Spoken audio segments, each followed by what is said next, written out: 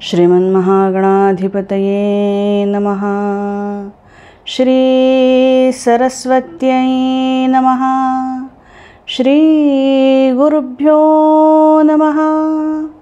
ओम नमो भगवते वासुदेवाय। ओम नमो भगवते वासुदेवाय। ओम नमो भगवते वासुदेवाय। नमस्कार मंडळी, श्रीमद भगवद्गीता चिंतनमाला या उपक्रमामध्ये तुम्हा सगळ्यांचं स्वागत आहे। या उपक्रमामध्ये आपण भगवद्गीतेच्या श्लोकांचं क्रमवार अर्थचिंतन मांडत असतो। आत्ता आपला 4था अध्याय सुरू आहे आणि 4थ्या अध्यायामध्ये आपण आत्तापर्यंत काय बघितलं तर भगवंत म्हणाले की हा जो कर्मयोग मी तुला सांगितला तो अत्यंत पुरातन आहे। किती तर सृष्टीच्या आरंभी हा कर्मयोग मी सूर्याला सांगितला आणि सूर्यापासून तो पिता पुत्र या परंपरेने आणि सद्गुरू सत्शिष्य या परंपरेने पुढे तो चालत राहिला।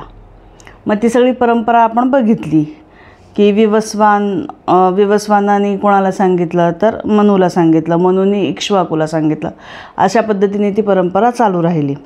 पण मध्ये काही कालावधीमध्ये राजर्षींद्वारे सुद्धा ही परंपरा पुढे चालत गेली, ब्राह्मणांद्वारे ही परंपरा पुढे चालत गेली। पण काही काळ मध्यंतरी असा आला की हा योग जो आहे हा लोपल्यासारखा झाला, कारण निष्ठेने त्याचं पालन करणारे कोणी शिल्लक राहिले नाहीत आणि म्हणून हा योग लोपल्यासारखा झाला। मग आता हा योग पुन्हा नव्याने मी तुला सांगतो आणि सांगतो म्हणण्यापेक्षा सांगितला, कर्मयोग सांगून झाला आहे 3ऱ्या अध्यायामध्ये। हा कर्मयोग मी तुला आता पुन्हा सांगितला, आता तू याचं पालन कर। आणि तुला का सांगितला तर तू माझा भक्त पण आहेस आणि तू माझा सखा पण आहेस। या दोन्ही नात्यांनी मी तुला हा अत्यंत उत्तम रहस्य असलेला कर्मयोग तुला सांगितला, असं पहिल्या 3 श्लोकांमध्ये आपण बघितलं। मग 4थ्या श्लोकामध्ये अर्जुनाने प्रश्न विचारला की तू तर आत्ताचा अलीकडचा माझ्यापेक्षा 4-6 वर्षांनी मोठा, पण तू त्या सूर्याला कर्मयोग सांगितला, हे काही माझ्या बुद्धीला पटत नाही, तेव्हा मला कळेल असं सांग। आणि मग अत्यंत दयाळू भगवंत आपल्या जन्माचं रहस्य सांगतात अर्जुनाला आणि अवतार कसा होतो। आपण अगदी सविस्तर ह्याचं वर्णन बघितलं की अहमचे 3 स्टँड पॉईंट बघितले, निर्गुण निराकार परब्रह्म, त्याच्यानंतर सगुण निराकार ईश्वर आणि सगुण साकार अवतार, हे 3 स्टँड पॉईंट आपण बघितले। आणि सगुण निराकार जो ईश्वर आहे तो सर्वज्ञानी आहे, सर्वज्ञ आहे आणि सर्वत्र आहे, सम आहे, व्यापक आहे असं आपण बघितलं। आणि मग तोच सर्वज्ञ आणि सर्वव्यापक असलेला ईश्वर अवतार रूपामध्ये प्रगट होतो, हे त्या श्लोकांच्या चिंतनाच्या वेळेस आपण बघितलं। आणि माझ्या मायेला ताब्यात ठेवून मी योगमायेच्या साह्याने तो प्रगट होतो असं भगवंतांनी सांगितलेलं आपण बघितलं। आणि त्याच्यानंतर अत्यंत प्रसिद्ध असलेले 2 श्लोक येतात 4थ्या अध्यायामध्ये, यदा यदा हि धर्मस्य ग्लानिर्भवति भारत आणि परित्राणाय साधूनाम। तर ह्या श्लोकांमध्ये आपण प्रवृत्ती लक्षण धर्म म्हणजे काय आणि निवृत्ती लक्षण धर्म म्हणजे काय ह्याचा विचार केला। धर्माचे आत्तापर्यंत जे वेगवेगळे अँगल आपण बघितले त्याच्यात अजून एक नवीन अँगल जो आपण व्यासांच्या श्लोकाद्वारे समजून घेण्याचा प्रयत्न केला, ज्याच्यावर शांकर भाष्यामध्ये शंकराचार्यांनी अगदी सुरुवातीलाच विवेचन केलेलं आहे। त्याद्वारे आपण प्रवृत्ती लक्षण धर्म म्हणजे काय आणि निवृत्ती लक्षण धर्म म्हणजे काय हे बघण्याचा थोडासा प्रयत्न केला। तर प्रवृत्ती लक्षण धर्म म्हणजे काय तर प्रवृत्ती लक्षण धर्मामध्ये काय येतं तर नित्यकर्म, नैमित्तिक कर्म आणि काम्यकर्म। नित्यकर्म म्हणजे आपली रेग्युलर रोजची जी कामं आहेत ती, नैमित्तिक कर्म म्हणजे काही ठराविक अंतरानंतर केली जातात ती, आणि काम्यकर्म म्हणजे आपल्या कामनांमुळे आपण काही स्वतःवर ओझी लादून घेतो ती काम्यकर्म। काम्यकर्माची मला वाटतं आपण 1-2 उदाहरणंसुद्धा बघितली होती।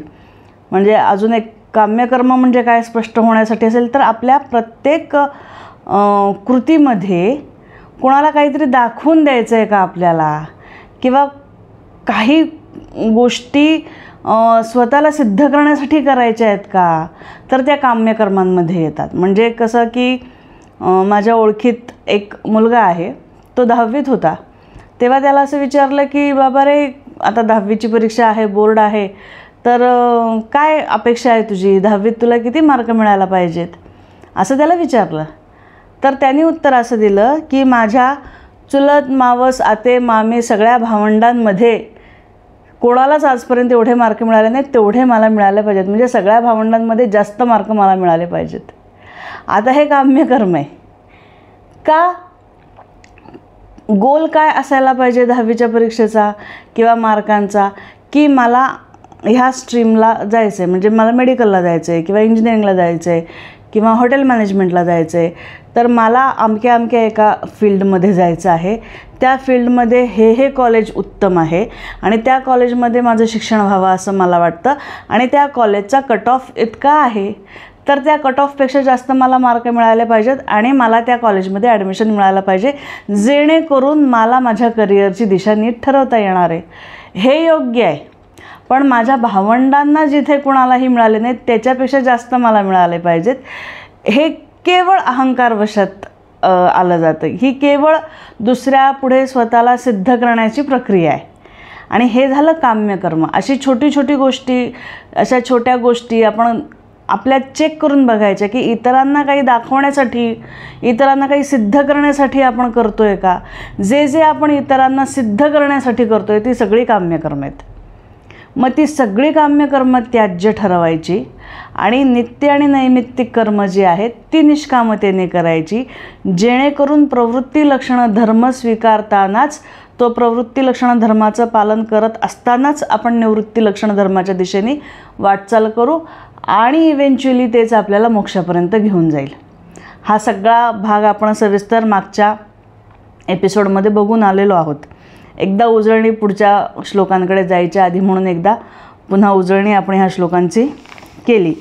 आणि त्याच्यानंतर 9व्या श्लोकामध्ये भगवंत म्हणाले, जन्मकर्मच मे दिव्यमेव यो वेत्ति तत्वतः त्यक्त्वा देहम पुनर्जन्म नैति मामेति सोऽर्जुन. म्हणजे माझं जन्मही दिव्य आहे, माझं कर्मही दिव्य आहे आणि माझ्या जन्माला आणि कर्माच्या दिव्यतेला जो तत्वतः समजून घेईल तो या जन्ममृत्यूच्या फेऱ्यातून बाहेर पडेल. मग जन्माचं दिव्यत्व काय आहे ते आपण बघण्याचा थोडासा प्रयत्न केला. कर्माचं दिव्यत्व काय आहे ते आपल्याला पुढच्या एपिसोडमध्ये, म्हणजे आजच्या भागामध्ये येणार नाही आहे तो विषय आपण पुढच्या एपिसोडमध्ये कव्हर करणार आहोत. तर कर्माचं दिव्यत्व काय आहे, कर्म म्हणजे काय, कर्ता म्हणजे काय, अकर्ता म्हणजे काय, विकर्म काय, अकर्म काय, हे सगळं पुढच्या भागामध्ये आपल्याला डिटेलमध्ये समजून घ्यायचं आहे. तेव्हा कर्माचं रहस्य आपण नंतर बघूयात. पण जन्माचं रहस्य काय आहे ते आपण त्याच्याबद्दल थोडंसं चिंतन मांडण्याचा आपण मागच्या भागामध्ये प्रयत्न केला. आता त्याच्या पुढचे श्लोक आज आपण घेणार आहोत. ते श्लोक आपण नेहमीप्रमाणे आधी म्हणूयात आणि मग चिंतनाला सुरुवात करूयात. तर आजचे श्लोक असे आहेत. वीतराग भय क्रोधा मन्मया मामुपाश्रिताः बहवो ज्ञान तपसा पूता मद्भावमागताः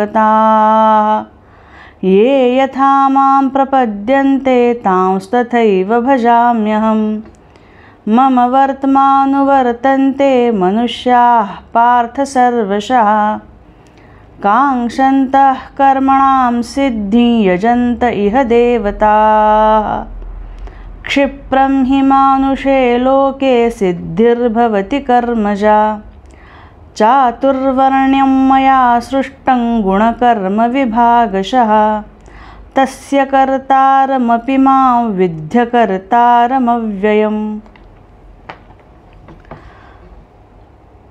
तर तत्वतः मला जाणून घेतल्यानंतर तुझा जन्ममृत्यूचा फेरा संपेल असं भगवंतांनी सांगितलं. पण भगवंत उत्तम शिक्षक आहेत. भगवंत म्हणाले की तत्वतः जाणून घेतल्यानंतर कळेल, पण तत्वतः जाणून कसं घ्यायचं हे सुद्धा भगवंत आता सांगतात. म्हणजे एखादा शिक्षक असतो आणि म्हणतो की 90% वर तुम्हाला मार्क मिळायला पाहिजेत बरं का. पण जो उत्तम शिक्षक असतो तो म्हणतो 90% वर तुम्हाला मार्क मिळाले पाहिजेत बरं का, आणि ते कसे मिळवायचे ते मी तुम्हाला सांगतो. नुसतं हे करायला पाहिजे हे सांगून शिक्षकाचं काम पूर्ण होत नाही.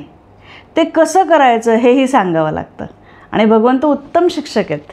आणि म्हणून भगवंत म्हणाले की माझ्या जन्माचं कर्माचं जे तत्त्व तुला जाणून घ्यायचं आहे ते कसं जाणून घ्यायचं आहे ते मी आता तुला सांगतो. आणि ती प्रक्रिया आता भगवंत पुढच्या श्लोकामध्ये सांगतात. 10व्या श्लोकामध्ये भगवंत म्हणाले वीतराग भयक्रोधा मन्मया मामुपाश्रिताः. आता ह्याच्यामध्ये 4 स्टेप्स आहेत. 4 स्टेपनी जेव्हा आपण हा श्लोक समजून घेऊ आणि त्याप्रमाणे वागण्याचा प्रयत्न करू तेव्हा आपण तत्वतः भगवंतापर्यंत पोहोचू शकणार आहोत. तर याच्यातली पहिली स्टेप आहे मन्मया. सिक्वेन्स आपण थोडासा मागे पुढे करून बघूयात म्हणजे आपल्याला तो श्लोक नीट समजेल. वीतराग भयक्रोध थोडं नंतर बघूयात. आधी मन्मया हा शब्द बघूयात. तर मन्मया म्हणजे काय, तर माझ्यामध्ये तल्लीन होऊन. याचा शब्दार्थ आधी सांगते मी तुम्हाला. वीतराग भयक्रोधा मन्मया मामुपाश्रिताः. जो माझ्यामध्ये तल्लीन झालेला आहे, ज्याने माझा आश्रय घेतलेला आहे, ज्याचे राग भय क्रोध हे सोडून गेलेले आहेत ज्याला, आणि ज्याने ज्ञानाचं तप आचरलेलं आहे, असे अनेक लोक मला प्राप्त झालेले आहेत. म्हणजे पुन्हा शिक्षकाचंच उदाहरण की असं केल्यानंतर ह्याला 90% मिळाले होते, तूही अशा पद्धतीने अभ्यास कर, तूही अशा पद्धतीने रिव्हिजन कर, म्हणजे तुलासुद्धा त्या गोलपर्यंत त्या ध्येयापर्यंत पोचता येईल. तसं भगवंत म्हणाले की असं अनेकांनी केले आणि ते शुद्ध झाले. पूत म्हणजे शुद्ध झाले ते, आणि मलाच येऊन मिळाले आहेत. तर जे मला येऊन मिळालेले आहेत, जे शुद्ध झालं, ज्यांचं अंतःकरण अत्यंत शुद्ध झालं आणि जे मला येऊन मिळाले, त्यांनी काय प्रोसेस फॉलो केली किंवा कुठल्या प्रोसेस फॉलो केल्यामुळे हे होतं हे मी तुला आता सांगतो. आता तूही तसंच कर. तर पहिला शब्द बघायचा आपल्याला मन्मया. मन्मया म्हणजे काय, तर माझ्यामध्ये तल्लीन होऊन जा. तल्लीन होऊन जा म्हणजे काय की आपल्याला एखाद्या गोष्टीचा ध्यास लागायला लागतो. म्हणजे सतत ते विचार मनामध्ये यायला हवेत. तल्लीन होणं म्हणजे काय, सतत त्याचे विचार मनामध्ये असायला हवेत. मग तुम्ही तुमची कामं करा, तुमचा उद्योगधंदा चालू असू द्या, तुमची घरातली कामं चालू असू द्या, तुमचे व्यवहार सांभाळा, सगळं करा, पण एक तार तिकडे जोडलेली असू द्या, त्याला म्हणायचं मन्मया. पण आता हे कसं होईल, हे आपण असं म्हणतो की दोन्ही ॲट अ टाईम कसं शक्य होईल. व्यवहार पण करायचा, प्रपंच पण करायचा, आणि एक अनुसंधानाचं तिथे पण तार लागलेली असली पाहिजे. हे कसं शक्य आहे. अहो सहज शक्य आहे, अगदी सहज शक्य आहे. ज्यांच्या मुलांचं लग्न झालं आहे, मुलींचं लग्न झालं आहे ज्या घरात, त्या लोकांना नक्की कळेल की हे सहज शक्य आहे. का शक्य आहे, आपण त्या लग्नाच्या उदाहरणावरनं बघूयात की कसं शक्य आहे. एखाद्या घरामध्ये जेव्हा आपल्या मुलाचं किंवा मुलीचं, स्पेशली मुलीचं लग्न जेव्हा ठरलं जातं घरामध्ये, तेव्हा लग्न ठरल्यापासून लग्न होईपर्यंत समजा आपण विचार करूयात की 6 महिन्याचा कालावधी आहे लग्न ठरल्यापासून होईपर्यंत. त्या 6 महिन्याच्या कालावधीमध्ये त्या मुलीच्या आईवडिलांना लग्न सोडून दुसरं काहीच सुचत नसतं. मग त्यांचा व्यवहार चालू नसतो का, चालू असतो. कामाला जात नसतात का, जात असतात. घरातली कामं होत नसतात का, होत असतात. समाजामध्ये मिसळत नसतात का, मिसळत असतात. पण तरी बॅक ऑफ द माइंड सतत मुलीचं लग्न आहे हा विषय अगदी ताजा असतो.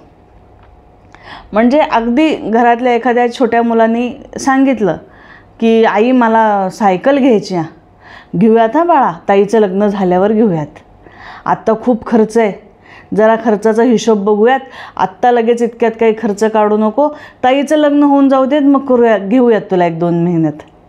म्हणजे सायकलचा विषय आहे पण जोडला गेला ताईच्या लग्नाशी. किंवा एखाद्या मैत्रिणीकडे गेले, जी स्त्री जिच्या मुलीचं लग्न आहे ती आपल्या मैत्रिणीकडे गेली, तिने छान साडी नेसली आहे, तिला विचारलं साडी खूप छान आहे गं, कुठून घेतलीस, मला त्या दुकानाचं नाव सांग, कारण मला विहिणीच्या मानासाठी साड्या घ्यायच्यात.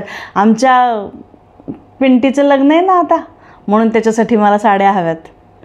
म्हणजे मैत्रिणीकडे गेली नाही का? गेली, पण मनातनं लग्नाचा विषय गेला का? नाही गेला. कोणाकडे तरी जायचं आहे आपल्याला, म्हणून आपण मिठाईच्या दुकानात गेलो, पेढे घेतले, ते पेढे छान वाटले, चाखून बघितले, त्याला रेट विचारला, 5 किलोचे किती बाबा, 10 किलोचे किती, एक पेढ्याचं पॅकिंग करून देणार का, तुला किती दिवस आधी ऑर्डर द्यावी लागते, ते सगळं पटलं तर आपल्या पिंटीच्या लग्नात त्याच्याकडून पेढे घ्यायला, कार्यालयामध्ये वाटायला. कुठेही जा, काहीही करा, मनामध्ये मुलीचं लग्न हा विषय कसा ताजा असतो. त्याला म्हणायचं मनमया. त्या मुलीच्या लग्नाच्या शिवाय दुसरं काही सुचतच नाही.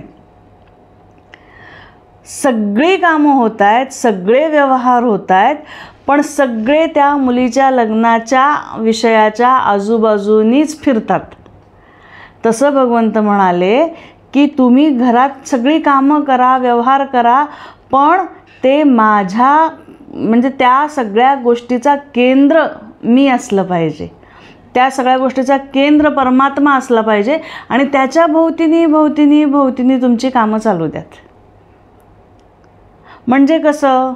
कधी नामस्मरण करा, कधी भजन ऐका, कधी सद्ग्रंथांचं वाचन करा, कधी संत साहित्याचं वाचन करा, कधी कुठेतरी कीर्तन प्रवचनाच्या कार्यक्रमाला जा, कधी अभंगवाणीच्या कार्यक्रमाला जा, कधी मानसपूजा करा, कधी काही नाही तर शांतपणे निशब्दपणे अनुसंधानामध्ये नुसतं राहा. वेगवेगळ्या पद्धतीने काही ना काही पद्धतीने आपण त्या विषयाशी जोडलं राहिलं पाहिजे. आता विषय नाही म्हणू, खरं तर परमात्मा हा काही विषय नाही आहे, पण तुकोबांच्या अभंगाप्रमाणे विषय तो त्यांचा झाला नारायण. तो नारायणालाच विषय करून त्याच्या अवतीभोवती फिरत राहणे म्हणजे मनमया होणे. म्हणजे वेगवेगळ्या पद्धती वापरा, वेगवेगळ्या प्रकारे त्याच्याशी जोडलेले राहा. म्हणजे मला सकाळी उठून लवकर आंघोळ का करायची आहे? कारण मला देवाची पूजा करायची आहे. आज मला छान स्वयंपाक का करायचा आहे? कारण मला देवाला नैवेद्य दाखवायचा आहे. असं इतक्या छोट्या छोट्या गोष्टीमधून सुद्धा आपण सतत त्याच्याशी जोडलेले राहू शकतो. वेगवेगळ्या प्रकारे वेगवेगळ्या पद्धतीने तो सतत बॅक ऑफ द माइंड परमात्मा आपल्या राहायला पाहिजे. म्हणजे एका प्रवचनामध्ये मी असं ऐकलं, मला उदाहरण खूप आवडलं ते, की आपल्याला सतत अशी स्वच्छ मोकळ्या हवेची आवश्यकता वाटते किंवा आपल्याला शरीराला थोडंसं कम्फर्टेबल वाटावं असंच आपल्याला कायम आपण प्रयत्न करत असतो. म्हणजे आता फार ऊन नाही आहे आणि छान असं वातावरण सुंदर आहे, तर नुसत्या खिडक्या उघडल्या, खिडकीच्या काचा उघडल्या आणि घरामध्ये मोकळी हवा यायला लागली तरी आपल्याला बरं वाटतं, प्रसन्न वाटतं. तेच थोडीशी उष्णता वाढली तर फॅन लावतो आपण आणि आपल्याला कम्फर्टेबल वाटेल असं बघतो. अजून उष्णता वाढली, खिडक्या बंद करतो, AC लावतो. किंवा थंडी वाढली, AC बंद करतो आणि हीटर लावतो. म्हणजे काही ना काही प्रकारे आपण वेगवेगळ्या पद्धतींचा वापर करून, कधी खिडकी, कधी फॅन, कधी AC, कधी हीटर, काहीही पद्धतीने आपण जेणेकरून स्वतःला कम्फर्टेबल वाटेल अशा पद्धतीने आपण करतो की नाही? तसं आपल्याला सतत कुठल्या ना कुठल्या प्रकारे, मग कधी नामस्मरण, कधी भजन, कधी मानसपूजा, ह्या कुठल्या ना कुठल्या प्रकारे आपलं मन शांत, अंतःकरण शुद्ध राहील, त्याची आठवण सतत येईल, असं आपलं सगळं आपला दिनक्रम लावून घेणे म्हणजे मनमया.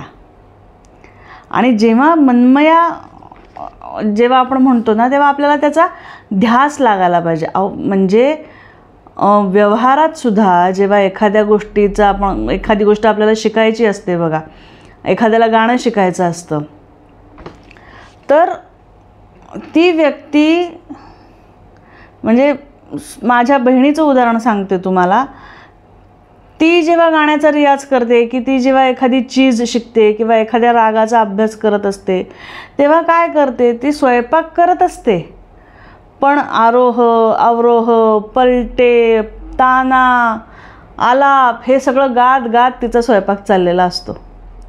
मग स्वयंपाक चालू आहे पण तार संगीताशी जोडली गेलेली आहे. मग तिच्या घरामध्ये असे व्हाईट बोर्ड्स आहेत काही कामं वगैरे लिहून ठेवायला, बेडरूममध्ये आहे, किचनमध्ये आहे, त्या सगळ्यावर मग ते आलापताना लिहिलेले असतात. जाता येताना सारखी त्या बोर्डवर तिची नजर जाते, ते स्वर लक्षात ठेवते, त्याप्रमाणे गाण्याचा प्रयत्न करते. मग गाडी चालवताना सुद्धा आलापतानांची प्रॅक्टिस असते, स्वयंपाक करताना सुद्धा आलापतानांची प्रॅक्टिस असते, घरातली कामं करताना किंवा मुलाला बिझनेसमध्ये मदत करायला जाते तिथे सुद्धा काम करत करत आलापतानाच गुणगुणते.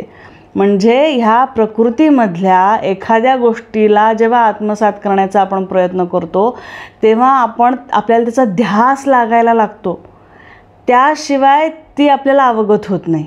मग एखादं वाद्य असू दे, संगीत असू दे, एखादा विषय असू दे, एखादा अभ्यासाचा कुठलाही विषय असू दे, त्याचासुद्धा सतत ध्यास लागायला लागतो. ध्यास लागल्यानंतरच ती गोष्ट अवगत होते. हे प्राकृतिक गोष्टींबद्दल मी बोलते आहे. मग जर परमात्म्याला प्राप्त करून घ्यायचं असेल तर त्याचा किती ध्यास लागायला पाहिजे, सतत चिंतनामध्ये आलं पाहिजे. की किती सुंदर श्लोक सांगून ठेवलेत दुसऱ्या अध्यायामध्ये भगवंतांनी. दुःखेष्वनुद्विग्नमना सुखेषु विगतस्पृहः वीतराग भयक्रोध स्थितधीर मुनिरुच्यते.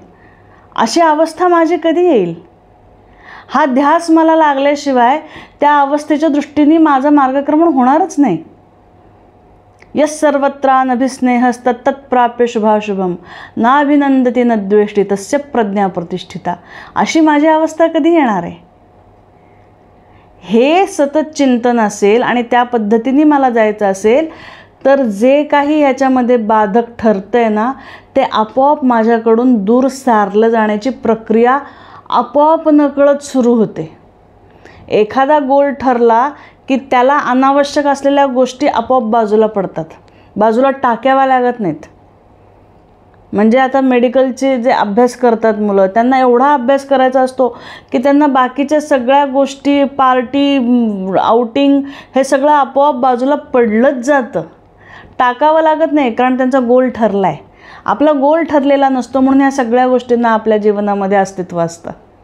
जेव्हा गोल ठरतो, स्थितप्रज्ञाची लक्षणं डोळ्यासमोर राहतात, परमात्म्यापर्यंत जाण्याची ओढ असते, तेव्हा मग संसारातल्या बाकीच्या गोष्टी हळूहळू मागं पडायला लागतात. त्याला म्हणायचं मनमया. आणि मग मामुपाश्रिता. जेव्हा आता मनमया म्हणजे काय, तर आपल्याकडून जे काही आपण करू शकतो ते सगळं आपण करणे, आपला पुरुषार्थ, आपण जे काही परमार्थ मार्गावर चालण्यासाठी आपल्या हातात जे काही आहे जे करणं, त्याला म्हणायचं मनमया. आणि माम उपाश्रिता म्हणजे माम उपाश्रिता, त्याचा आश्रय घ्यायचा, भगवंताचा आश्रय घ्यायचा. म्हणजे काय, तर त्याच्या कृपेची वाट बघायची, त्याच्यावर सोपवून मोकळं व्हायचं. फक्त त्याचाच आश्रय आपल्याला वाटला पाहिजे, फक्त त्याच्यावरच विसंबून आपण राहिलं पाहिजे, ह्याला म्हणायचं माम उपाश्रिता. पण त्याच्यासाठी आधी मनमया होणं गरजेचं आहे. मनमया झालं तर माम उपाश्रिता होतं. तुमच्याकडनं तुम्ही सगळा पुरुषार्थपणाला लावला आणि त्या मार्गाने जाण्याचा प्रयत्न केला तर त्याची कृपा तुम्हाला मिळणार आहे. एक छान उदाहरण ऐकलं होतं मी ह्या संदर्भात. असं एक सुनेची तक्रार, सुनांची तक्रार असते जनरली. सुनांची तक्रार असते की सासू माझ्याकडे लक्ष देत नाही, मला खूप काम करायला लावते, अजिबातच माझी काळजी घेतली जात नाही या घरामध्ये, मी फारच दुर्लक्षित आहे, सतत मी कामामध्येच असते, अशी एका नवविवाहित सुनेची तक्रार असते. आणि थोड्या दिवसात असं होतं की नवविवाहित सुनेला दिवस गेल्याची बातमी घरामध्ये येते आणि त्या दिवसापासून, त्या क्षणापासून घरातलं वातावरण बदलतं आणि मग त्या सुनेची काळजी घेतली जाऊ लागते. जी आत्तापर्यंत दुर्लक्षित होती असं तिला वाटत होतं, त्या सुनेची आता काळजी घेऊ लागली जाते. सासू स्वतःहून काम करायला लागते, जी कामं सासूला स्वतःहून शक्य नाही त्यासाठी कामाला बाई लावली जाते, घरातल्या इतर माणसांमध्ये कामाची विभागणी केली जाते जेणेकरून सुनेची काळजी घेतली जाईल. हे उदाहरण कशासाठी? तर भक्तीचं बीज आपल्यामध्ये रुजलं, आपण त्याचं ते धारण केलं की त्याची कृपा आपोआप मिळते. सुनेनी गर्भधारण केला आणि काळजी आपोआप घेतली जाऊ लागली तिची. तसं भक्तीचं बीज आपण धारण केलं की त्याच्याद्वारे आपोआप आपली काळजी घेतली जाऊ लागते.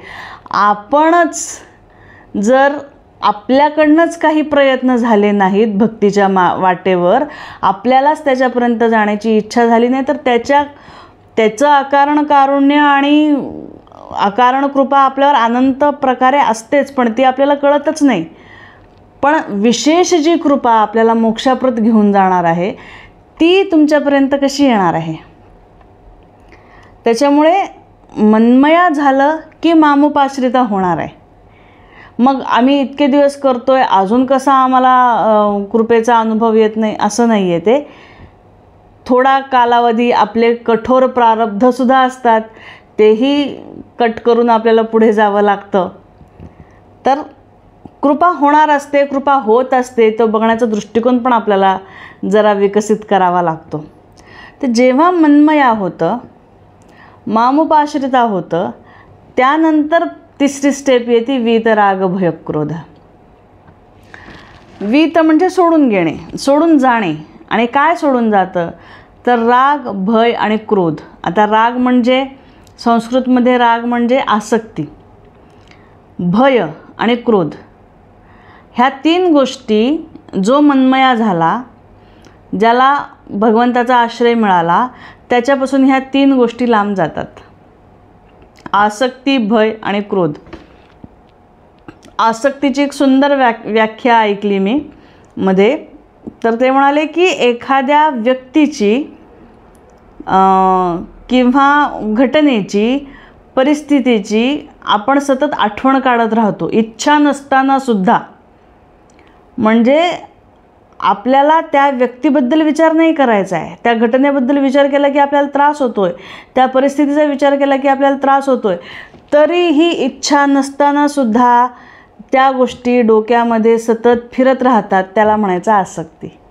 एखादी व्यक्ती अजिबात आवडत नसते तरी आपण सतत त्याच व्यक्तीचा विचार करतो. आपण त्याचा तिरस्कार करत असतो तरी त्याच व्यक्तीचा विचार करतो. आपण एखाद्यावर खूप प्रेम करत असतो तरी त्या प्रेम करणाऱ्या व्यक्तीचा सुद्धा विचार करतो. दोन्ही पद्धतीने, तिरस्कार करणारा सुद्धा आणि प्रेम करणाऱ्याला सुद्धा आपण सततच आठवत राहतो. आपल्या विचारांवर जेव्हा आपला कंट्रोल राहत नाही, इच्छा नसताना, वेळ नसताना, कामाची गडबड असताना सुद्धा आपण असेच विचारांमध्ये जेव्हा रमतो, तेव्हा त्याला आसक्ती असं म्हणतात. मग व्यक्ती असू दे, घटना असू दे, परिस्थिती असू दे, त्याला आसक्ती म्हणतात. आणि मग आसक्तीच्या मुळाशी काय आहे? तर कामना आहेत. आता आसक्तीच्या मुळाशी कामना कशा? आसक्ती म्हणजे पूर्ण झाली, आपली इच्छा पूर्ण नाही झाली तर तुम्हाला क्रोध येतो. मग त्या क्रोधाचे किती प्रकार? किंवा आपले आवडती वस्तू आपल्यापासून लांब जाईल ह्याचं भय वाटणे. हे जे आहे ना, वीतराग आणि वीतराग भयक्रोध हा जो शब्द आहे, हा आपण दुसऱ्या अध्यायाच्या वेळेस अगदी व्यवस्थित त्या एका शृंखलेमध्ये पूर्ण एक्सप्लेन केला होता. दुसऱ्या अध्यायातले 62 आणि 63 श्लोक. ध्यायतो विषयान् पुंसः संगस्तेषूपजायते, संगात संजायते कामः, कामात क्रोधोभिजायते, क्रोधात भवति सम्मोहः, सम्मोहात स्मृतिविभ्रमः, स्मृतिभ्रंशात बुद्धिनाशो, बुद्धिनाशात प्रणश्यति. तर राग, भय आणि क्रोध तुमचं पतन कसं घडवून आणतं, हे सगळं आपण अतिशय सविस्तरपणे दुसऱ्या अध्यायाच्या 62 आणि 63 श्लोकाच्या वेळी चिंतन मांडताना केलेलं आहे. आठवत असेलच, आठवत नसेल एकदा पुन्हा तर त्याची रिव्हिजन करून घ्या त्या श्लोकाची. म्हणजे ते सगळं ज्या चुकीच्या मार्गाने आपल्याला नेतं ते नेणं बंद होतं. राग, भय, क्रोध, बुद्धिनाश, स्मृतिभ्रंश, ह्या सगळ्या बुद्धिनाशात प्रणश्यति इथपर्यंतच्या सगळ्या गोष्टी टाळल्या जातात. कधी? जेव्हा तुम्ही मनमया, भगवंत म्हणतात जेव्हा तू मनमया होशील, माझ्यामध्ये तल्लीन होशील. सतत भगवंताचे विचार आपल्या मनामध्ये राहतील, तेव्हा ह्या आसक्तीच्या मार्गाने जाण्याचा आपलं कमी होत जाईल आणि त्या सगळ्या पतनापासून मनुष्याचं संरक्षण होऊ शकेल. मग मन्मया, मामुपाश्रिता आणि वीतराग, भयक्रोध हे 3 स्टेप झाले.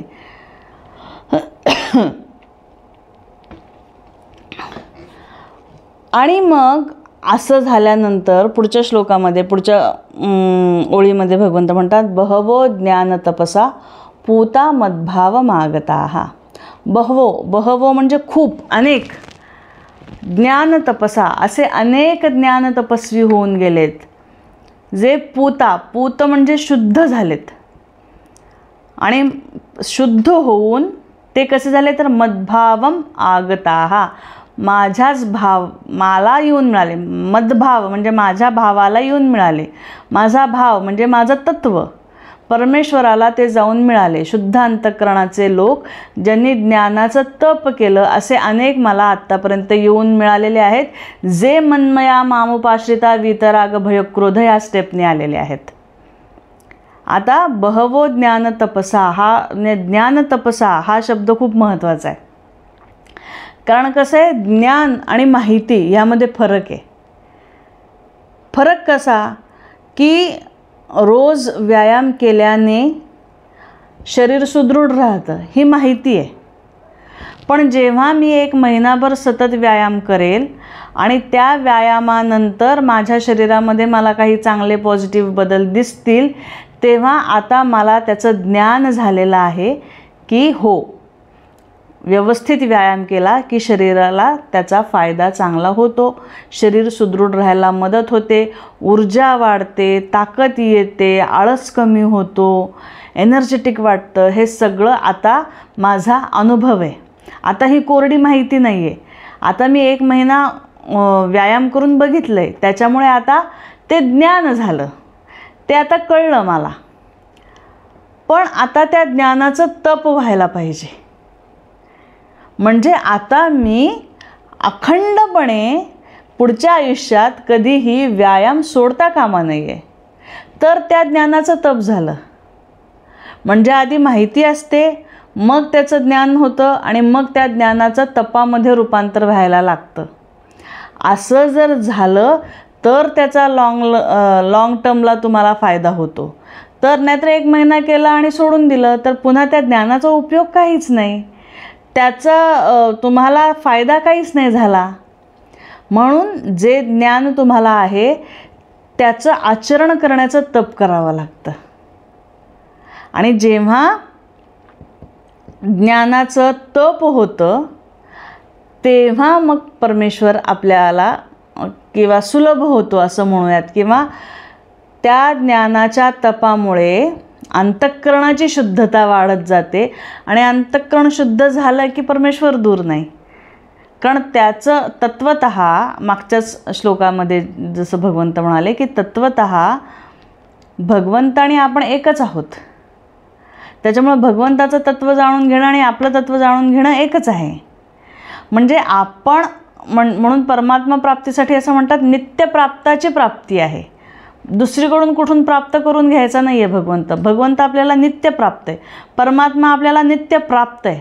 फक्त आपण आपल्या अज्ञानामुळे त्याला ओळखू शकत नाही आहे. पण जे ज्ञान आपल्याला सद्ग्रंथांच्या वाचनाने, संतांच्या शिकवणीने होईल, त्या ज्ञानाचं तप जेव्हा आपण करू तेव्हा अज्ञानाची पुटं हळूहळू बाजूला जाणार आहेत आणि तो माझ्यामध्येच असलेला परमात्मा, त्या भावाशी मी एकरूप होणार आहे. म्हणजे आपण खरी तर उपासना सुरू केली परमेश्वराकडे जाण्यासाठी, पण त्याच्यापर्यंत जाता जाता स्वतःच्याच स्वरूपाला आपण प्राप्त करून घेतो जेव्हा ज्ञानाचं तप होतं. देव पहावयासी गेलो, देव होऊन या ठेलो. केव्हा? जेव्हा ज्ञानाचं तप होईल. आणि म्हणून बहवो ज्ञान तपसा पूता मद्भाव मागताहा. असं ज्यांनी अखंड तप केलं ते मला येऊन मिळाले. आता तप आणि व्रत बरं का, हा थोडासा फरक आहे ह्याच्यात. व्रत जे असतं की नाही, आपल्याला तप म्हणजे जे अखंड चालतं. व्रत म्हणजे काय की जे ब्रेकनी किंवा काही कालावधीनी जे होतं ना त्याला व्रत म्हणतात. म्हणजे एकादशीचं व्रत आहे, एकादशीचं तप आहे म्हणत नाहीत. एकादशीचं व्रत आहे म्हणजे आत्ता केली मग 15 दिवसांनी केली, किंवा वर्षातून एकदा वारीला जाणं व्रत आहे, मग ते वर्षातनं एकदाच करायचं आहे. किंवा तुळशीला रोज पाणी भलं रोज घातलं आहे पण अखंड पाणी घालत नाही आपण. तुळशीला अखंड पाणी नाही, ती तुळस मरून जाईल अखंड पाणी घातलं तर. तुळशीला रोज पाणी घालायचं, ते व्रत आहे. ज्याच्यामध्ये ब्रेक नसतो ना अजिबात त्याला तप म्हणायचं. मग मनमया जे आहे ना त्याच्यामध्ये ब्रेक नको आहे, सतत अनुसंधान लागलं पाहिजे. की आज तासभर आठवलं देवा तुला, आता उद्या तासभर, आता बाकीचे 23 तास माझे मी जसंही वागायचं तसं वागेन, आता 1 तास तुझं नाम घेतलं आता झालं, असं नाही. अखंड जे असतं त्याला तप म्हणतात. आणि असं अखंड अनुसंधान जे करू शकतात त्यांचं अंतःकरण शुद्ध होतं आणि मग ते माझ्या स्वरूपापर्यंत पर्यायाने स्वतःच्या स्वरूपापर्यंत येऊन पोचतात. असा या श्लोकाचा अर्थ आहे. वीतराग भयक्रोधा मन्मया मामुपाश्रिताः बहवो ज्ञानतपसा पूता मद्भाव मागताः. आता पुढच्या श्लोकामध्ये भगवंत म्हणाले, ये यथा मां प्रपद्यन्ते तांस्तथैव भजाम्यहम. जो मला ज्या पद्धतीने भजतो मीही त्याला त्याच पद्धतीने भजतो. म्हणजे मला माझ्याकडे जे ज्या नजरेने बघतात, ज्या भावाने माझ्याकडे बघतात, मीही त्यांना तसंच रिटर्नमध्ये देतो. आता जर मन्मया मामुपाश्रिता वीतराग भयक्रोध ह्या स्टेपनी जाऊन जर मोक्ष मिळणं शक्य आहे तर मग सगळ्यांना का मिळत नाही? तर भगवंत असं सांगतात कारण सगळ्यांना मोक्ष नकोच आहे. आपण अगदी मुमुक्षू आणि साधक जरी म्हटलो ना तरी किती साधकांना आणि किती बाकीचे तर सोडूनच द्या, जे बद्ध कॅटेगरीमध्ये येतात ते तर सोडूनच द्या, पण जे स्वतःला साधक म्हणवतात, जे स्वतःला मुमुक्षू समजतात, अशापैकी किती जण आत्ता ह्या क्षणी देव समोर आल्यानंतर माग तुला काय पाहिजे माग असं म्हटल्यानंतर मोक्ष मागतील? किती जण मागतील? ते जुनं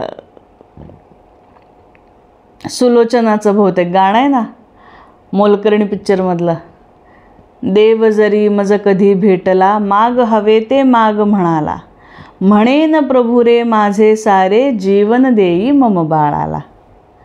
म्हणजे देव माझ्यासमोर आल्यानंतर मी काय मागणार आहे की माझ्या मुलाला उदंड आयुष्य दे, माझ्या कुटुंबातल्या लोकांचं संरक्षण कर, माझ्या जवळची लोक सगळी सुखासमाधानामध्ये राहू दे. देव प्रत्यक्ष द्यायला आला तरी आपण हेच मागू. आपल्यापैकी किती जणांना मोक्ष हवा आहे? नको आहे. आपल्याला देवसुद्धा प्रपंचातल्या सुखासाठी पाहिजे. म्हणून तर गोंदवलेकर महाराजांचं एक वाक्य आहे ना की मी दुकान काढले केशर कस्तुरीचं आणि गिराईक सगळं हिंगजिऱ्याचं आहे. तशी आपली परिस्थिती आहे. देव प्रत्यक्ष समोर आल्यानंतर सुद्धा आपल्याला मोक्ष मागूच ह्याची काय खात्री आहे? असे किती क्वचित लोक असतील की जे खरंच देवासाठी देवाकडे जातात. आपण प्रपंचासाठी देवाकडे जातो आणि हा खरा परमार्थ नव्हे. म्हणून जो ज्या पद्धतीने मला भजतो त्या पद्धतीनेच मी त्याला रिटर्न देतो असं म्हणतात. म्हणजे एक अशीच कथा सांगितली जाते की एक शिष्य होता जो अतिशय लीन होता आपल्या सद्गुरूंच्या पायी आणि ते जे काही सांगतील ते सगळं तो करत होता. त्यांच्या आज्ञेबाहेर कधीच नव्हता. सगळं त्यांनी सांगितलेलं काम वेळच्या वेळी करणं, त्यांनी सांगितलेली साधना करणं, गुरु आज्ञाचं कधीही हे केलं नाही, उल्लंघन केलं नाही. अतिशय गुरुच्या आज्ञेमध्ये वागणारा अतिशय प्रामाणिक साधक. त्याच्या एका गुरुबंधूंनी त्याला एकदा असं सांगितलं की म्हणाला, अरे तू इतका गुरुदेवांच्या मर्जीतला आहेस ना की खरंच गुरुदेवांची तुझ्यावर खूप कृपा आहे, तुला फार पटकन निर्विकल्प समाधीचा अनुभव येईल बघ. तो म्हणाला, नको रे बाबा, आत्ताच नको आहे मला निर्विकल्प समाधी, अजून मुलाचं शिक्षण व्हायचं आहे, मुलीचं लग्न व्हायचं आहे, आत्ताच नको आहे मला हे काही. म्हणजे आपण साधक म्हणून घेतो, पण आपण खरंच साधक आहोत का? आपण खरंच परमार्थाचे पथिक आहोत का? का आपण प्रपंच सुखाचा व्हावा म्हणून एक सपोर्ट सिस्टीम म्हणून देवाला हातीशी धरतो? आणि मॅक्झिमम लोक देव एक सपोर्ट सिस्टीम म्हणूनच बघतात. देव कशासाठी हवा आहे मला? माझा प्रपंच चांगला होण्यासाठी हवा आहे. मग ये यथा माम प्रपद्यन्ते तांस तथैव भजाम्यहम्. मग तुम्हाला जे तसं पाहिजे का? मग मी तसं देतो. असे हो जयांतरी भाव जैसा, वसे हो तयांतरी देव तैसा. म्हणून प्रत्येकालाच हा मार्ग तसा सरळ सोपा असला तरी अवलंबावासा वाटत नाही, कारण आपण प्रपंचामध्ये लिप्त झालेलो असतो. आणि पुढच्या ओळीमध्ये भगवंत म्हणतात, मम वर्तमानुवर्तन्ते मनुष्याः पार्थ सर्वशः. मम वर्तम अनुवर्तन्ते, माझ्याच मार्गाचं अनुसरण करतात. कोण? मनुष्याः पार्थ सर्वशः. हे पार्थ, हे सगळे मनुष्य सर्व प्रकारे माझ्याच मार्गाचं अनुसरण करतात. मग आता आम्ही प्रपंचातलं मागतोय तरी आम्ही भगवंताचं कसं काय अनुसरण करतो? आम्हाला काही मोक्ष नको आहे, आम्हाला काही निर्विकल्प समाधी नको आहे, आम्हाला आमचा संसार नीट व्हायला हवा आहे, तरी आम्ही भगवंताच्याच मार्गावर आहोत. हे कसं? तर साधं सरळ आहे. परमात्म्याचं स्वरूप काय आहे? सच्चिदानंद असं आपण म्हणतो परमात्म्याला. आनंद स्वरूप आहे भगवंता. आणि तो आनंद, ते सुख, खरं सुख हा शब्द वापरू शकत नाही आपण. सुख आणि दुःख हे प्रकृतीमध्ये येतं, द्वैतामध्ये येते, आणि द्वैताच्या पलीकडे भगवंत आहेत, तो आनंद आहे. त्याला सुख नाही खरं म्हणता येत, पण एक आपल्या वापरातला शब्द म्हणून आपण म्हणतोय त्याला, की आपल्याला सतत सुखी जीवन हवं आहे की नाही?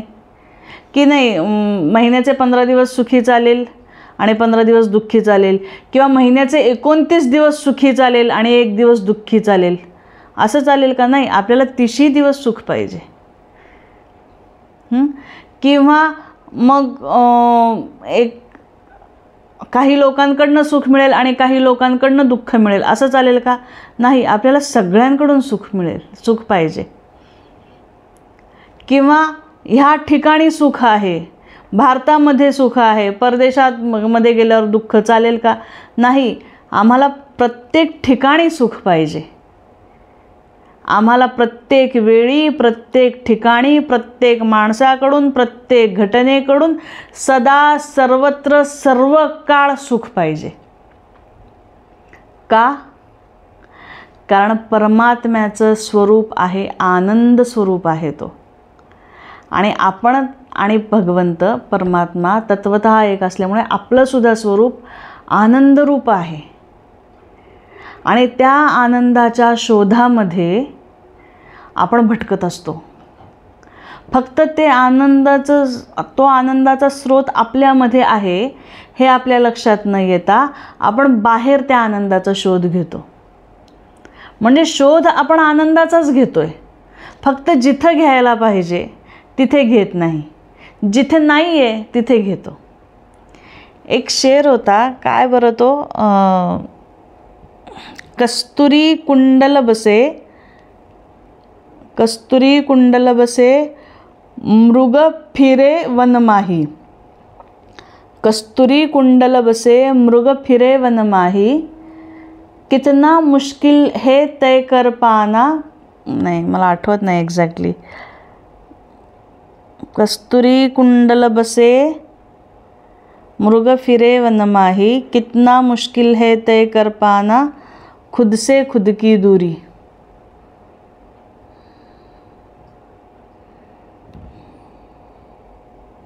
असंच काहीतरी आहे ते, मला एक्झॅक्टली आठवत नाही. पण काय की कस्तुरी मृग, अर्थ कळला असेल तुम्हाला याचा, अगदी मला शब्द यमक नीट आठवत नाही आहे. पण कस्तुरी मृग स्वतःच्या आतून येणारा सुगंध जंगलामध्ये शोधत फिरतोय, तसं आपलं आहे की आपल्या आत आनंदाचा स्रोत असला तरी आपण शोधतोय बाहेर. म्हणजे आहोत आपण आनंदाचेच पथिक. हवा आहे आपल्याला आनंदच, फक्त तो चुकीच्या ठिकाणी शोधतोय. म्हणून भगवंत म्हणाले, मम वर्तमानुवर्तन्ते मनुष्या पार्थ सर्वशा. सगळेजण माझ्याच मार्गाचं अनुसरण करतात, कारण सगळ्यांना आनंदच हवा आहे.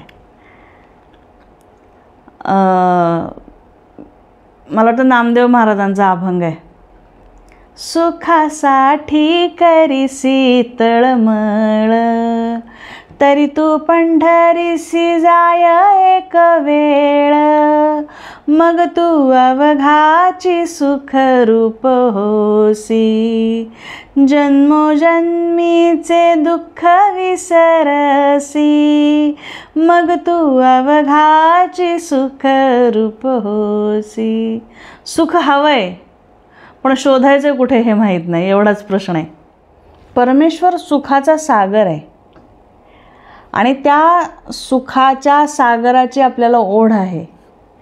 या अर्थाचं एक सिनेमामधलं गाणं आहे, माझ्या वडिलांचं अतिशय आवडतं गाणं, ते नेहमी गुणगुणायचे. ब्लॅक अँड व्हाईट सिनेमामधलं, सीमा पिक्चरमधलं, बलराज सहानी आणि नूतनचं गाणं. खूप सुंदर गाणं आहे ते. ह्या श्लोकाचं चिंतन करताना आठवलं ते गाणं, पण खूप सुंदर आहे. फिल्मी सॉन्ग, पण ह्या श्लोकाच्या जवळ जाते म्हणून ते आठवलं. तू प्यार का सागर है, तू प्यार का सागर है, तेरी एक बूंद के प्यासे हम, तेरी एक बूंद के प्यासे हम, तू प्यार का सागर है, लौटा जो दिया तूने, चले जाएंगे जहाँ से हम, चले जाएंगे जहाँ से हम, तू प्यार का सागर है. घायल मन का पागल पंछी, उड़ने को बेकरार, उड़ने को बेकरार, पंख है कोमल, आँख है धुंधली, जाना है सागर पार, जाना है सागर पार, अब तू ही से समझा, अब तू ही से समझा, राह भूले थे कहाँ से हम, राह भूले थे कहाँ से हम, तू प्यार का सागर है, तू प्यार का सागर है, तेरी एक बूंद के प्यासे हम, घायल मन का पागल पंछी उड़ने को बेकरार, पंख है कोमल, आँख है धुंदली, जाना है सागर पार. ह्या देहाच्या आणि मनाच्या एका सीमित दायऱ्यामध्ये राहून आपल्याला सदा सर्वकाळ शाश्वत सुखाची प्राप्ती व्हावी, हा वेडा अट्टहास करणारा हा पागल पंछी आहे. ह्या अशाश्वत प्रकृतीमध्ये अशाश्वत देह मन बुद्धीद्वारे शाश्वत सुख मिळावं अशी वेडी आशा करणारा वेडा पक्षी हा जीव आहे. आता खरं तर हे काही संत प्रमाण नाही आहे, हे सिनेमाचं गाणं आहे, पण याचा विचार करताना की खरंच आपण असंच करतो. अखंडानंद सरस्वती एकदा असं म्हणाले होते की वाटीमध्ये ताट फिक्स करण्याचा प्रयत्न करताय तुम्ही, ताटात वाटी ठेवायची असते, वाटीत ताट नसतं ठेवायचं. तसं अशाश्वत प्रकृतीचा एक भाग असून आपण शाश्वत सुखाचा शोध घेण्याचा प्रयत्न करतो किंवा शाश्वत सुख आपल्याला अशाश्वत प्रकृतीकडून मिळेल अशी अपेक्षा करतोय. हा वेडेपणा आपण करतोय. पण खरं शाश्वत सुखावर आपला अधिकार आहे, शाश्वत सुख आपलं स्वरूप आहे, ते फक्त चुकीच्या ठिकाणी शोधतो. एवढीच काहीतरी आपली गल्लत होती आहे. ती फक्त अब तू ही से समझा राह भूले ते कहाँ से हम राह भूल गए है. आपण इंद्रियाद्वारे बाहेरच्या जगामध्ये गेलेलो आहोत. ते थोडंसं युटर्न घेऊन आतमध्ये उतरण्याचा प्रयत्न करून त्या शाश्वत आनंदाचा आनंद उपभोगायचा आहे आपण. म्हणून ये यथामाम प्रपद्यन्ते तांस तथैव भजाम्यहम. जो मला ज्या पद्धतीने बसतो मी त्याच पद्धतीने त्याला रिटर्न्स देतो. अगदी साधा नियम आहे की नाही हा. जे पेराल ते उगवेल. ज्वारीचा दाणा पेरला की ज्वारीचंच कणीस येणार आहे, गव्हाचं येणार नाही आहे. हा प्रकृतीचा नियम आहे. आणि हे संपूर्ण ब्रह्मांड जे आहे हे सगुण निराकार ईश्वराचा देह आहे हा. आणि म्हणून भगवंत म्हणतात तुम्ही ह्या देहामध्ये किंवा ह्या प्रकृतीमध्ये जे काही देणार तेच मी तुम्हाला रिटर्न देणार. मी काही वेगळं तुम्हाला देणार नाही. मग तुम्ही ज्वारी पेरली तर ज्वारीच येणार आहे. तुम्ही दुसऱ्यासाठी सुख अपेक्षिलं तर तुम्हाला सुख मिळणार आहे. तुम्ही दुसऱ्यासाठी खड्डा खणला तुम्ही त्यात पडणार आहात. मग जे देणार ते परत येणार आहे. मम वर्तमान वर्तन्ते मनुष्या पार्थ सर्वशः. आणि त्या आनंदाच्या शोधामध्ये भगवंत म्हणतात तुम्ही सगळे आहात. सगळे मनुष्य त्या आनंदाच्या शोधात माझ्याच दिलेल्या मार्गावरून मार्गक्रमण करत राहतात. पुढचा श्लोक भगवंत म्हणाले कांक्षन्तः कर्मणां सिद्धी यजन्त इह देवताः क्षिप्रम हि मानुषे लोके सिद्धिर्भवती कर्मजा. ह्या इह लोकामध्ये कांक्षन्तः आकांक्षा अपेक्षा करून वेगवेगळ्या देवतांची पूजा केली जाते मनुष्याकडून. का तर क्षिप्रम हि मानुषे लोके सिद्धिर्भवती कर्मजा. क्षिप्र म्हणजे त्वरित.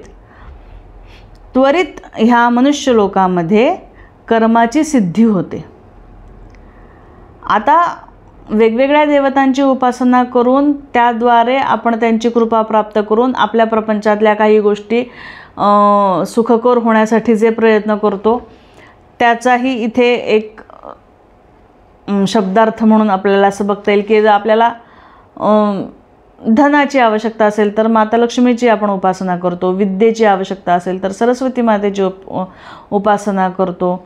बुद्धीसाठी गणरायाची आराधना करतो. अशा वेगवेगळ्या पद्धतीने किंवा बलासाठी हनुमंताची उपासना करतो. अशा वेगवेगळ्या पद्धतीने वेगवेगळ्या देवतांची उपासना करून त्या त्या गोष्टी इथे प्राप्त केल्या जाऊ शकतात. हा एक याचा एक अँगल. दुसरा एक अँगल ह्याचा असा होतो की प्रपंचामध्ये आपण काही गोल ठरवतो आणि त्याच्यासाठी काही काम करतो तेव्हा आपल्याला ते गोल होतात किंवा ते ध्येय आपलं साध्य होतं. म्हणजे मला एक 5-7 वर्षामध्ये अशी एक गाडी घ्यायची आहे असं मी जर ठरवलं त्याप्रमाणे मी प्लॅनिंग केलं, सेविंग केलं आणि त्या पद्धतीने मी व्यवस्थित विचार करून 5-7 वर्षात पैशाचं व्यवस्थापन करून ती गाडी घेतली. म्हणजे मला एक गोष्ट पाहिजे होती त्याच्यासाठी मी एक पद्धतशीरपणे काम केलं आणि ती गोष्ट मला मिळाली. किंवा एखाद्या मुलाचं एखाद्या मुलीवर प्रेम असतं, तिच्याशी लग्न करण्यासाठी ओळख काढणं, भेटणं, बोलणं ह्या पद्धतीने पुढे जाऊन तसाच रिस्पॉन्स मिळाला, लग्न झालं. म्हणजे आपण जे काही गोल ठरवतो ह्या जगामध्ये वस्तूंबाबत असतील किंवा व्यक्तींबाबत असतील त्याला एक व्यवस्थित फ्रेमवर्क दिलं, त्याला एक व्यवस्थित व्यवस्थापन केलं कामाचं, विचारांचं, तर त्याप्रमाणे त्या गोष्टी आपल्याला प्राप्त होत राहतात. आणि हे त्या मनाने लवकर होतं. क्षिप्र म्हणजे लवकर होतं, त्वरित होतं. कशाच्या मनाने लवकर होतं? मोक्षाच्या मनाने लवकर होतं. मनुष्य लोकामध्ये आपण या एक गोष्टी ठरवतो आणि त्याप्रमाणे करत जातो आणि मग आपला हा कॉन्फिडन्स वाढतो की मी ठरवलेल्या गोष्टी होतात. मी म्हटलं 30व्या वर्षी घर घ्यायचं, झालं. मी म्हटलं 35व्या वर्षी मला इतकं पॅकेज असलं पाहिजे, मला मिळालं. मी म्हटलं 40व्या वर्षी माझी वर्ल्ड टूर झाली पाहिजे, माझी झाली. म्हणजे मी ठरवलेल्या गोष्टी होतात. म्हणजे मला ह्या प्रपंचातून जर मी ठरवलं सुख घ्यायचं तर मला सुख मिळू शकतं. आणि मग त्या लूपमध्ये मनुष्य अडकतो. आणि आता मग हे पद्धतीचं सुख मिळून झालं, आता ते सुख, ते झालं, आता ते सुख. ह्या न संपणाऱ्या सुखाच्या सापळ्यामध्ये माणूस अडकतो. त्या वेगवेगळ्या ध्येयाच्या मागे लागतो, त्या वेगवेगळ्या गोष्टींच्या मागे लागतो आणि तिथूनच सुख मिळवण्याचा प्रयत्न करत राहतो. आणि आपल्या परमात्मा स्वरूपाला मात्र विसरतो, किंवा सुखासाठी त्याला तिथपर्यंत जायची गरज वाटत नाही. त्याला प्रपंचातनं सुख मिळतं आहे, क्षिप्रम ही मानुषे लोके, त्वरित त्याला सुख मिळतं आहे तिथून. आणि म्हणून त्या देवतांची मग ही सकामता झाली ना सगळी. आपण परमात्मा मार्गावर जायचं किंवा परमार्थ मार्गाला जायचं तर ती सगळी निष्कामता आहे. आणि प्रपंचातून सुख जेव्हा आपण घेतो ती सगळी सकामतेच्या मार्गातनं येत जातात. मग हा सकाम कर्मयोग आणि निष्काम सकाम कर्मयोग नसतोच खरं तर, सकाम कर्म आणि निष्काम कर्मयोग ह्याचा भेद इथे भगवंत दाखवत आहेत.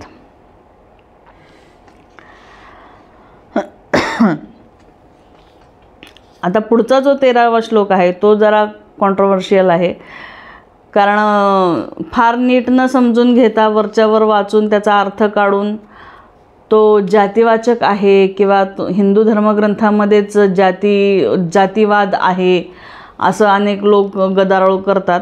पण थोडासा आपण शांततेत ह्याचा विचार करूयात की ह्या श्लोकाचा अर्थ काय आहे. चातुर्वर्ण्यम मया सृष्टं गुणकर्म विभागशः तस्य कर्तारमपि मां विद्य कर्तारमव्ययम्. चातुर्वर्ण्यम मया सृष्टं, माझ्याद्वारे ह्या सृष्टीमध्ये चातुर्वर्ण्याची निर्मिती केली गेली.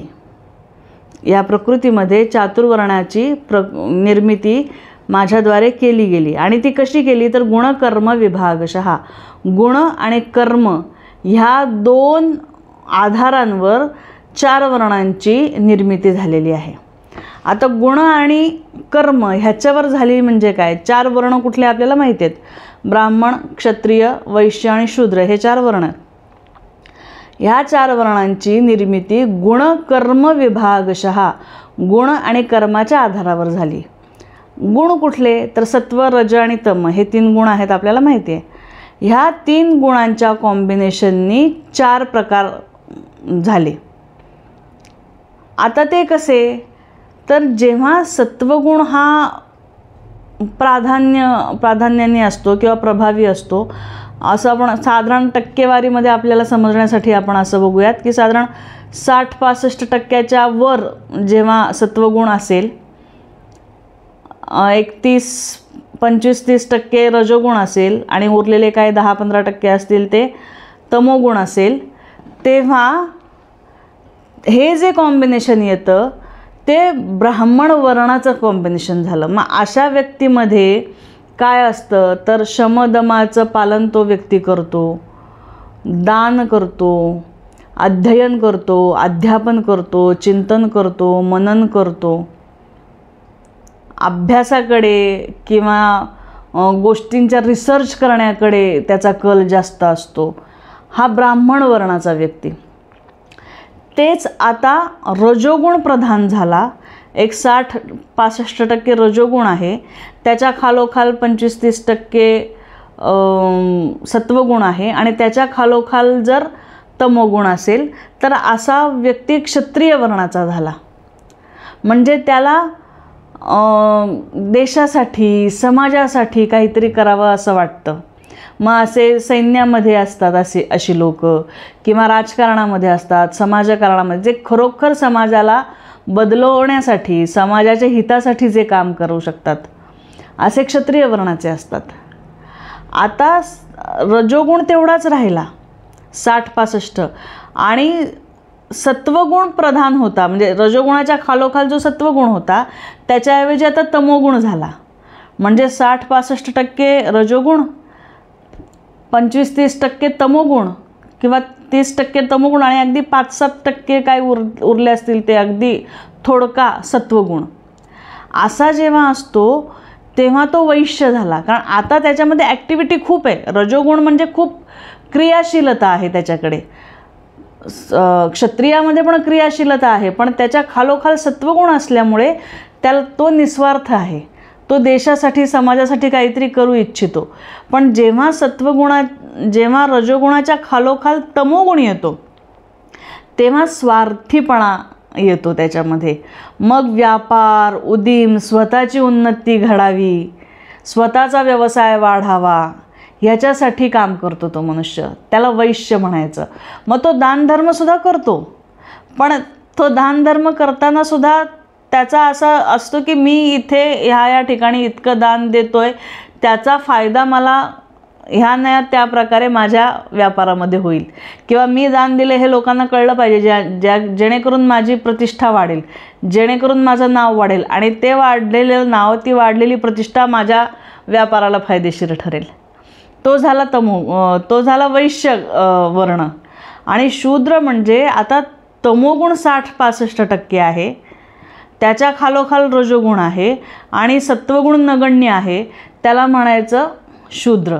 मग अशांकडे स्वतःची मतं नसतात, स्वतःचे विचार नसतात, काही क्रिएटिव्हिटी नसते, चिंतन नसतं, किंवा समाजासाठी किंवा स्वार्थासाठी सुद्धा काही करण्याची एक उमेदच नसते.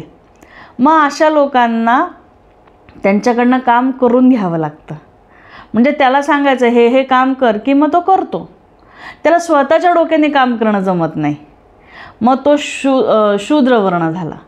अशा पद्धतीने गुणांचे जेव्हा कॉम्बिनेशन वेगवेगळे होतात, त्या वेगवेगळ्या कॉम्बिनेशनमध्ये 4 वर्ण तयार झाले. आता हा गुणविभाग झाला. तसाच कर्मविभाग आहे. कर्मविभाग म्हणजे आता ब्राह्मणाचं कर्म काय आहे तर अध्ययन, अध्यापन. मग एखादा तसं करत असेल तर त्याचं कर्म ब्राह्मण आहे. म्हणजे आता शाळेतले सगळे शिक्षक ह्यांचं कर्म ब्राह्मण आहे.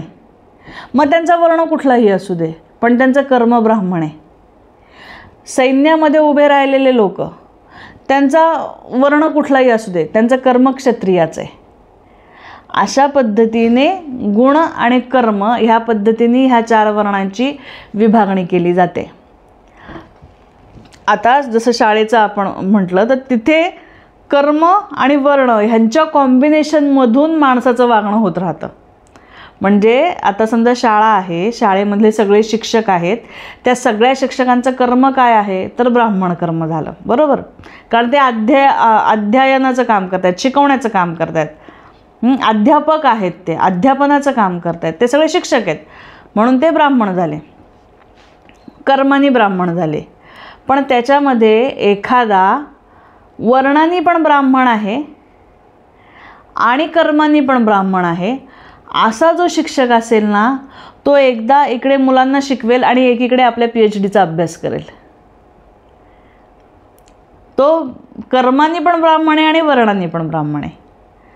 जो क्षत्रिय वर्णाचा आहे पण कर्म ब्राह्मणाचा करतोय, असा जो शिक्षक आहे ज्याच्यामध्ये खूप ॲक्टिव्हिटी करण्याची किंवा काहीतरी सगळ्यांच्या हिताचं करण्याची जी धडपड आहे, तो मग शाळेला वेगवेगळ्या पद्धतीने कसं पुढं नेता येईल ह्या पद्धतीने विचार करेल. किंवा नुसतं शिक्षक म्हणून हे शाळेच्या दृष्टीने, किंवा नुसतं शिक्षक म्हणून न राहता स्वतःच्या दृष्टीने तो स्वतः HOD कसा होईल, व्हाईस प्रिन्सिपल कसा होईल, प्रिन्सिपल कसा होईल ह्याच्यासाठी धडपड करेल. ज्याचा वर्ण ब्राह्मण आहे आणि कर्म ब्राह्मण आहे, तो पूर्ण फोकस आपल्या PhDवर करेल. त्याला नाही व्हाईस प्रिन्सिपल व्हायचं आहे ना प्रिन्सिपल व्हायचं आहे. पण ज्याचा क्षत्रिय वर्ण आहे पण कर्म ब्राह्मण आहे, तो HOD प्रिन्सिपल हे होण्याच्या मागे लागेल. जो वैश्य वर्णाचा आहे पण कर्म ब्राह्मण आहे, त्या शाळेत तो शिक्षक आहे म्हणून, तर मग तो वेगवेगळ्या कोचिंग क्लासेसबरोबर आपल्या शाळेचा टायअप्स करेल, आपली शाळेत फ्लरिश कशी होईल ते बघेल. मग ह्या क्लासबरोबर कोचिंगच्या क्लास जे आहे कोचिंग इन्स्टिट्यूट त्याच्याबरोबर टायअप केलं तर शाळेला असा फायदा होईल, शाळेचं नाव असं मोठं होईल. मग शाळेच्या अजून ब्रांच काढण्याकडे त्याचं लक्ष असेल. तो वैश्य वर्ण आणि ब्राह्मण कर्म असं होईल. आणि जो शूद्र वर्णाचा आहे पण कर्म शिक्षकाचं करतोय, ब्राह्मणाचा करतोय, तर तो काय करेल, मला HODनी सांगितलं आहे इतक्या तासामध्ये एवढा चॅप्टर संपला पाहिजे. मी जाणार आणि ते शिकवून येणार. मला ना PhD करायची आहे, ना मला HOD व्हायचं आहे, ना मला शाळेचे ब्रांचेस वाढवायचे आहेत. मला सांगितलेलं काम तेवढं मी सांगकाम्या पद्धतीने मी करून मोकळा होणार. असे कॉम्बिनेशन्स असतात, त्यामध्ये माणसांचे वेगवेगळे प्रकार आपल्याला कळतात. आणि हे संपूर्ण जी सृष्टी आहे ही गुण आणि कर्माच्या ह्या कॉम्बिनेशनवर चालते, संपूर्ण सृष्टी. आता आपण जे ब्राह्मण क्षत्रिय वगैरे हे म्हणतो, ती जाती, ते जे आहे ते जन्मानुसार येतं, तो समाजव्यवस्थेचा भाग आहे. पण गुण आणि कर्म हे संपूर्ण विश्वामध्ये सगळीकडे लागू होतं.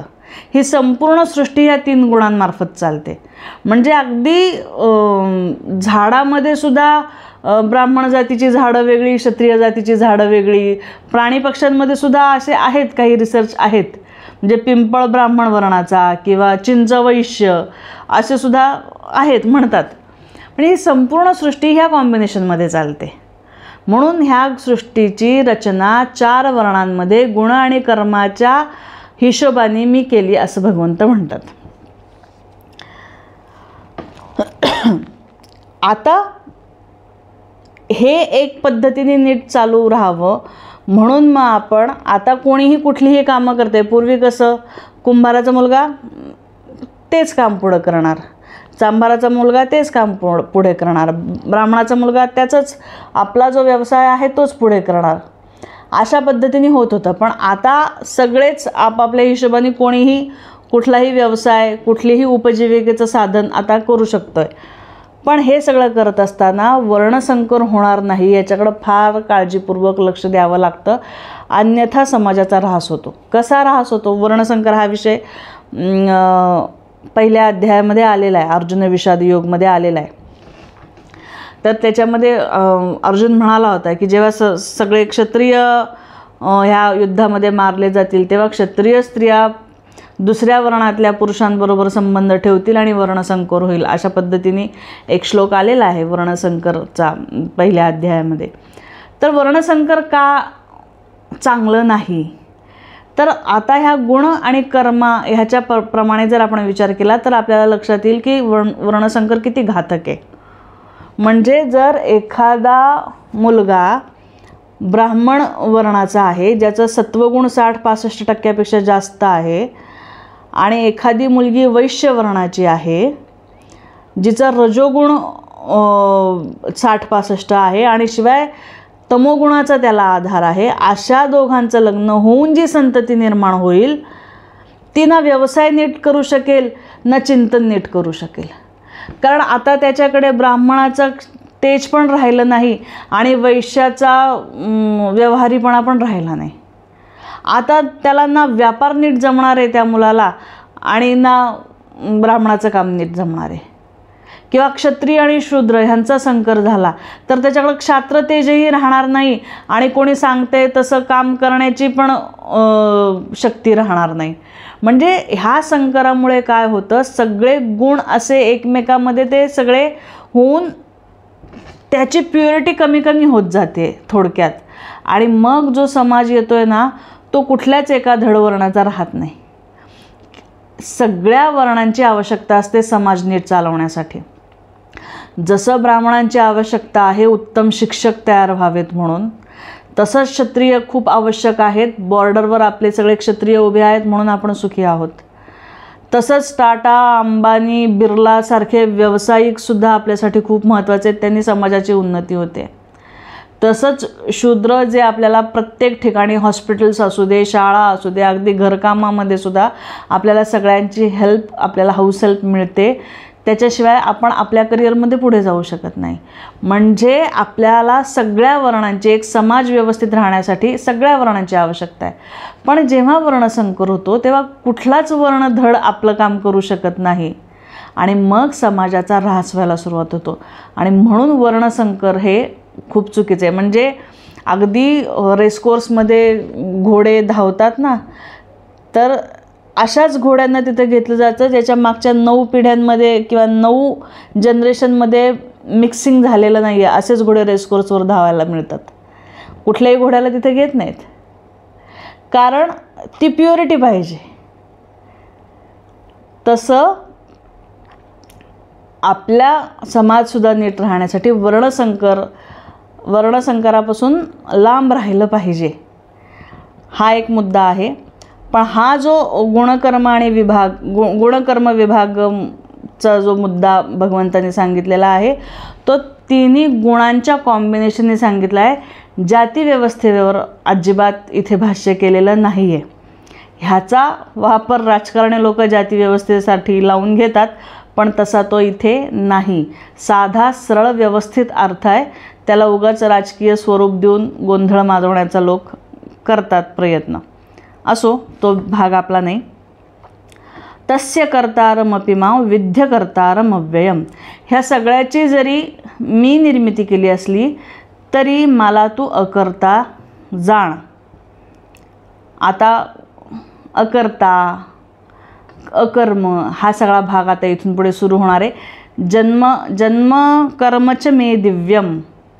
तर जन्मदिव्य आपण बघितला, कर्मदिव्य आपलं बघायचं राहिलेलं आहे. तो आता 13व्या श्लोकाच्या दुसऱ्या ओळीपासून हा भाग सुरू होतो. पुढचे 3-4 श्लोक ह्याची प्रस्तावना होईल. आणि 18व्या श्लोकामध्ये, 4थ्या अध्यायाच्या 18व्या श्लोकामध्ये ज्ञानकर्म संन्यास योग हे नाव का दिलेलं आहे ह्या अध्यायाला, तर ज्ञानकर्म संन्यास म्हणजे काय याची मुख्य व्याख्या आपल्याला 18व्या श्लोकामध्ये बघायला मिळणार आहे. मग 18व्या श्लोकामध्ये ज्ञानकर्म संन्यासाची व्याख्या येईल. पुढच्या काही श्लोकांमध्ये त्या व्याख्येचा विस्तार होईल आणि त्याच्या आधीचे 2-3 श्लोक त्या व्याख्येची प्रस्तावना सुरू होणार आहे. आता खरं तर 13व्या श्लोकाच्या दुसऱ्या ओळीपासूनच त्याची प्रस्तावना खरी तर सुरू होते. त्याच्यामुळे आत्ता आपण दुसरी ओळ स्पष्ट न करता ही दुसरी ओळ आपण 14व्या श्लोक जेव्हा आपण पुढच्या एपिसोडमध्ये सुरू करू तेव्हा हा कर्म, अकर्म, विकर्म, कर्ता, अकर्ता हा सगळा भाग जेव्हा येईल त्या पद्धतीने आपण आता ज्ञानकर्म संन्यास योग ह्या मुख्य विषयाकडे आपण वळूयात. 18व्या श्लोकामध्ये मुख्य श्लोक आहे ज्ञानकर्म संन्यासाचा. 4थ्या अध्यायाचा सुद्धा तो मुख्य श्लोक आहे आणि एकंदरीत संपूर्ण भगवद्गीतेचा सुद्धा तो मुख्य श्लोक आहे. तर त्या श्लोकाकडे आपण पुढच्या भागामध्ये जाऊयात. आजच्या भागामध्ये आज आपण इथेच थांबू. आत्तापर्यंत जन्माबद्दल आपण बघितलं. कर्माचं रहस्य काय आहे ते पुढच्या भागामध्ये आपण चिंतन मांडण्याचा, त्यावर थोडासा प्रयत्न करूयात. आज इथेच थांबूयात. कृष्णार्पणमस्तु.